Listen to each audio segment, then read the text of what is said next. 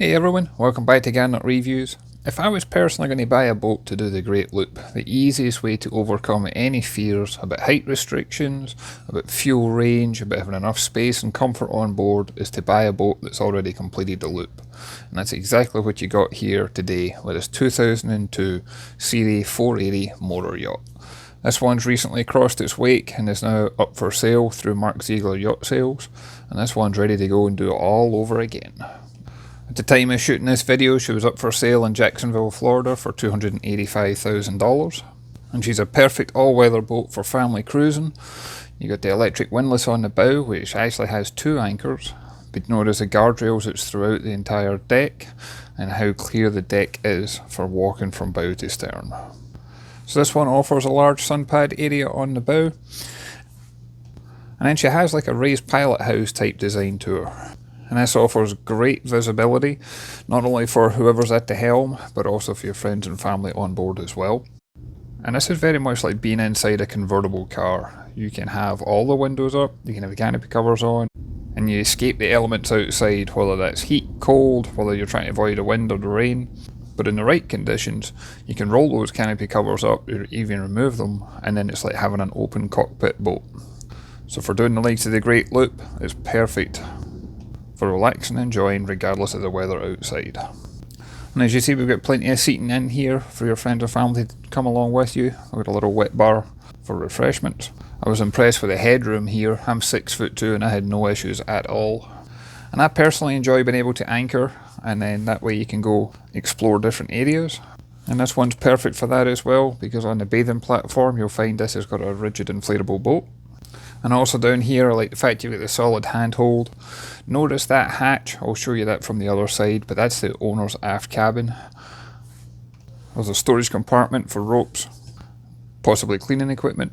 And at the very top, you'll see this one's actually got backup cameras for keeping an eye on everybody in the water from the helm. And as we make our way back up to the cockpit, I like the fact that it does have the transom door. That way when it's closed it feels more safe and secure, especially if you're going to have pets or young children on board. We even have doors that you can close down the port and starboard side.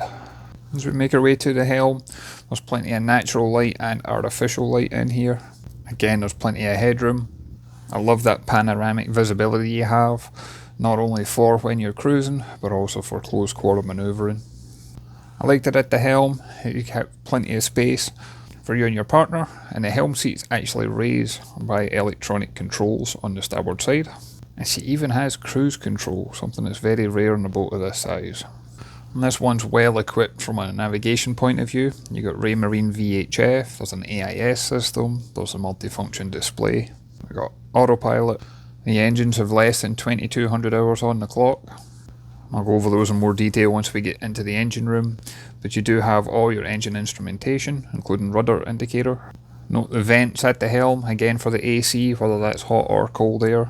And all the toggle switches are clearly labelled, so it's very easy to understand what's switched on or switched off. And then of course this one's got a bow thruster included as well. And if we make our way down into the lower accommodation, if you're going to be doing the Great Loop, you're going to be spending probably the best part of a year on board. And my first impression is this is something that could be easily done with plenty of comfort and enjoyment.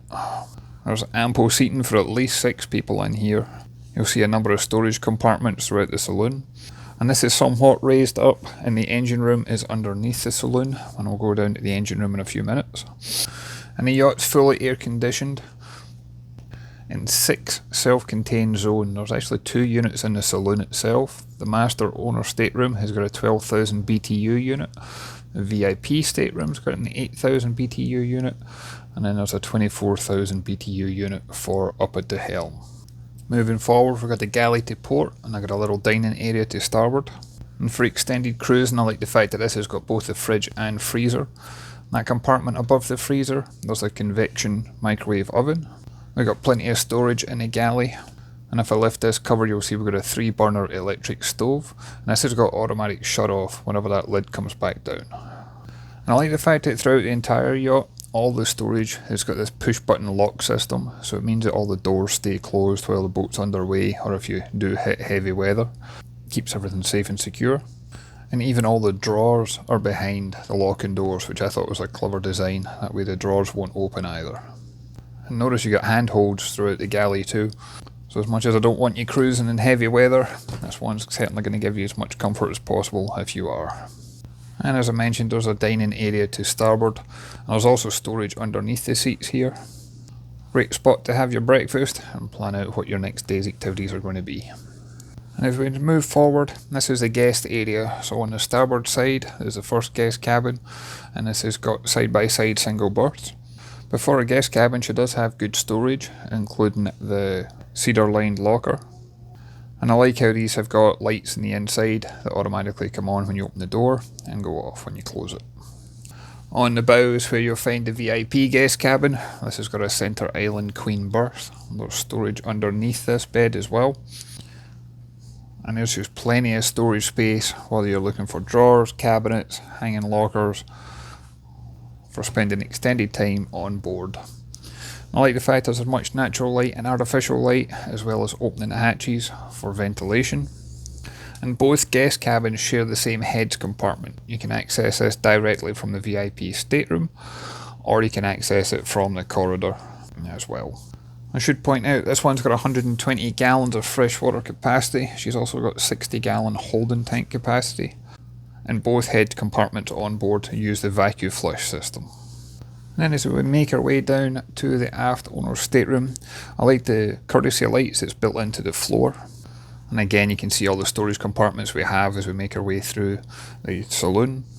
But the owner's stateroom benefits from being a full width cabin, and this one's got a length overall of just over 51 feet. She's got a beam of over 15 feet, and she's 48 feet at the waterline. On the back wall is that hatch that I had showed you when we were on the bathing platform. You can see we've got plenty of light and ventilation. Got plenty of hanging locker space with more cedar lined options down here too. And this could easily be your home for a year to go and do the Great Loop. Everything you could possibly need is on board. I also like the amount of headroom that was down here. I'm guessing there's probably at least 7-foot headroom. I certainly never felt cramped or claustrophobic while I was down here at all. You've got more storage in front of the bed, but this can also double up as an entertainment centre. It's got all the wiring connections if you wanted to hook up a TV in here as well. And I love the shine that's off all the woodwork. The veneer's got a real glossy finish to it. It just adds that extra bit of quality and class to it, in my opinion. And then we've got a little vanity station in the middle, and on the left hand side is where you're going to find the shower compartment, and the right hand side is where you've got a separate toilet or head compartment. And I like the fact that the shower compartment was big enough where it looks like you could actually use the shower. You might not always be docked at a marina where you can use the marina facilities, and it's nice being able to use that on board as well. Then if we make our way out to the saloon, I'll take you down into the engine room next. And I like that this was as easily accessible, both in terms of maintenance and also any emergency repairs. The engine room is well illuminated, and there's plenty of room for manoeuvring. To begin with, we've got a 12.5 kilowatt Westerbeek generator. We've got all the batteries, including dedicated batteries for the bow thruster. And then for the main engine, she's powered by twin Cummins. These are 635 horsepower each.